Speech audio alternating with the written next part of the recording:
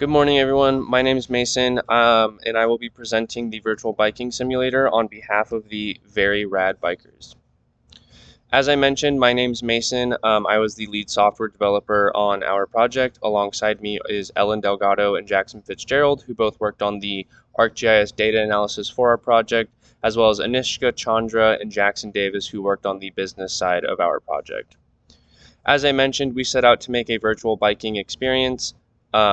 With that said, we looked very closely at two of our biggest competitors, that being Peloton and Zwift, both of which allow users to bike indoors, but also giving various different benefits for each of their products. We took both of what they do best and combined them into ours. So we allow our users to bike indoors while also utilizing virtual reality in order to create real-world bike paths in a virtual environment around each user. This allows us to support a wide range of biking routes, as well as it is perfect for the hot summer days here in Southern California. So what does Virtual Biking Simulator do? It allows users to connect to a virtual reality headset as well as their bike via Bluetooth, and then they can set their location and trail length, allowing our app to give suggested routes based off of the data they input. This then goes and creates our virtual experience, allowing users to see what is essentially a virtual trail or path around them, putting them in a ArcGIS world supported by the game engines. Speaking of game engines, we utilized one of Esri's newest technologies, that being the ArcGIS Maps SDK for game engines, specifically Unity.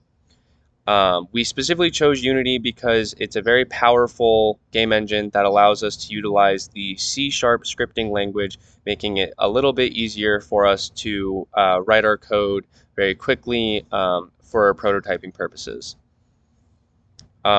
As well, as I mentioned earlier, we are supporting virtual reality for this project, allowing users to put their headset on and be placed in their ArcGIS environment around them after they've selected their path.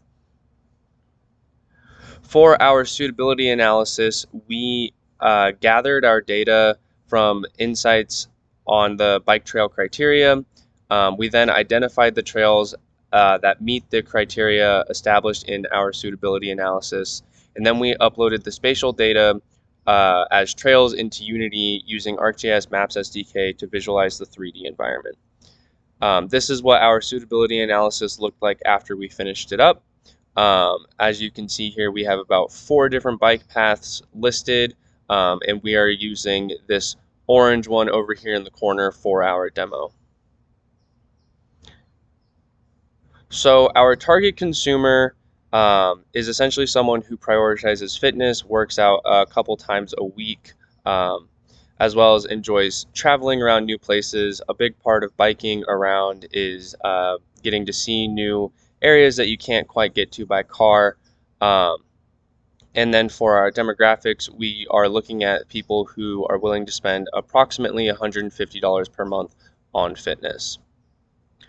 Our marketing plan includes selling to high-end gyms and workout classes, as well as potentially partnering with Peloton or other bike companies, and advertising through websites, gyms, and television ads. For our expansion plan moving forward, we plan to have some connections to any stationary bikes, as well as allowing multiplayer so that you can race with your friends. Additionally, we plan to do partnerships with gyms like Equinox or SoulCycle, as well as partnering with bike companies like I mentioned earlier, as well as mapping around the world, allowing you to choose where you want to bike in any country in the world. In conclusion, throughout this project, we were able to utilize the real-world data from ArcGIS and bring it into Unity, allowing us to create our virtual biking simulator. Additionally, this was quite a big challenge for us. Our largest challenge in the project was figuring out how to handle the bike physics while also utilizing the data. And the easiest part was getting the data from the popular bike paths in Los Angeles and then bringing them into Unity. Thank you everyone for listening. I hope you enjoyed this presentation and I look forward to any questions you might have.